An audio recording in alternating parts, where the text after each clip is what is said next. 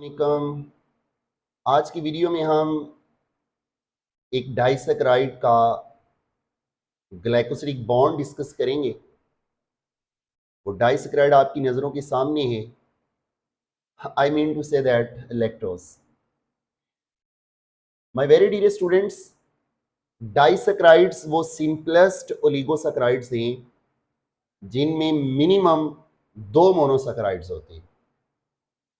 तो ऐसे ओलिगोसैकराइड जिनके अंदर सब यूनिट्स 2 मोनोसैकराइड हों, वो 2 सब यूनिट मोनोसैकराइड के सेम भी हो सकते हैं, वो 2 सब यूनिट मोनोसैकराइड के डिफरेंट भी हो सकते हैं। तो सिंपलेस्ट ओलिगोसैकराइड को डाइसैकराइड कहते हैं। तो इस तस्वीर का दूसरा रुख ये है, मीन ऐसा सिंपलेस्ट ओलिगोसैकराइड जिसका हाइड्रोलिसिस किया जाए, जिसको वाटर की मौजूदगी में जिसका ग्लाइकोसिलिक बॉन्ड ब्रेक किया जाए, क्लीव किया जाए, तो उससे 2 मोनोसैकराइड यील्ड हो, ऐसे सिंपलेस्ट ओलिगोसैकराइड को डाइसैकराइड कहते हैं। तो याद रखना, डाइसैकराइड बनते वक्त 2 मोनोसैकराइड जब आपस में कंबाइन होते हैं, लिंक्ड होते हैं, तो एक वाटर का मॉलिक्यूल रिलीज होता है और 2 मोनोसैकराइड को जो बॉन्ड, जो बंधन आपस में कनेक्ट करता है, दैट इज कॉल्ड ग्लाइकोसिलिक बॉन्ड। तो वाटर के एक मॉलिक्यूल के रिलीज होने से इन 2 मोनोमर्स का आपस में मिलकर डाइसैकराइड बनाना कंडेंसेशन रिएक्शन या डिहाइड्रेशन सिंथेसिस कहलाता है। तो इसी डिहाइड्रेशन सिंथेसिस के नतीजे में बनने वाले जो वेरियस डाइसैकराइड हैं, उनके अंदर वेरियस ग्लाइकोसिलिक बॉन्ड होते हैं। तो आइए डिस्कस करते हैं लैक्टोज, जो कि मिल्क शुगर होती है, मैमल्स के मिल्क की बड़ी इंपॉर्टेंट शुगर है। इस लैक्टोज के अंदर कौन सा ग्लाइकोसिलिक बॉन्ड होता है? तो alpha 1,2 glycosidic bond, alpha 2 ग्लाइकोसिलिक bond जो है, ये होता है सुक्रोज के अंदर, जिसे टेबल शुगर कहते हैं। तो ये वो बॉन्ड है जो सुक्रोज के अंदर ग्लूकोज और फ्रुक्टोज को आपस में जोड़ता है। तो याद रखिएगा, सुक्रोज के अंदर जो ग्लूकोज है वो अल्फा ग्लूकोज है। तो उस ग्लूकोज की कार्बन नंबर 1 और फ्रुक्टोज की कार्बन नंबर 2 के दरमियान जो CO बॉन्ड है, that glycosidic bond is called alpha 1,2 glycosidic bond. तो I mean to say that sucrose को अगर हाइड्रोलाइज करना है सुक्रेज ने या इनवर्टेज एंजाइम ने, तो इसी बॉन्ड की क्या होगी? क्लीवेज। तो सुक्रोज हाइड्रोलाइज होकर ग्लूकोज और फ्रुक्टोज को यील्ड करेगी। तो अल्फा 1,2 ग्लाइकोसिलिक बॉन्ड वो ग्लाइकोसिलिक लिंकेज है जो सुक्रोज के दोनों मोनोसैकराइड को आपस में कनेक्ट करती है। अल्फा 1,4 ग्लाइकोसिलिक बॉन्ड, तो याद रखना, अल्फा 1,4 ग्लाइकोसिलिक बॉन्ड ये मौजूद होता है जिस डाइसैकराइड में, that is called maltose.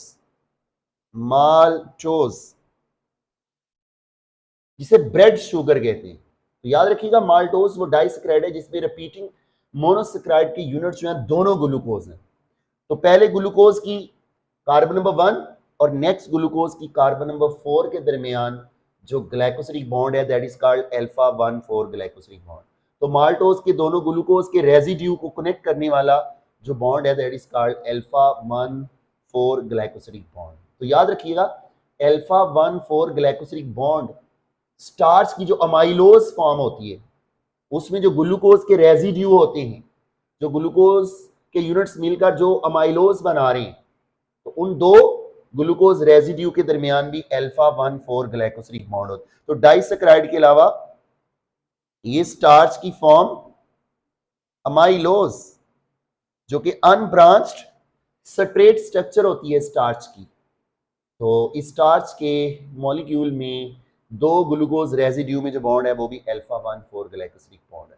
My very dear students, alpha 1,6 glycosidic bond, alpha 1,6 glycosidic bond होता है आइसोमाल्टोज के अंदर।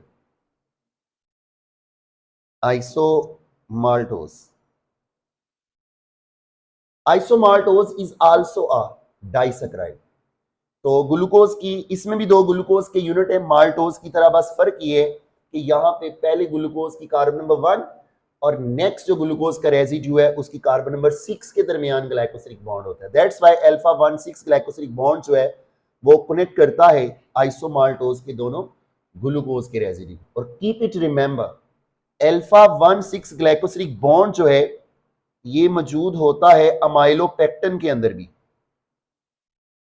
अमाइलोपेक्टिन वो फॉर्म है स्टार्च की जो कि ब्रांच्ड होती है।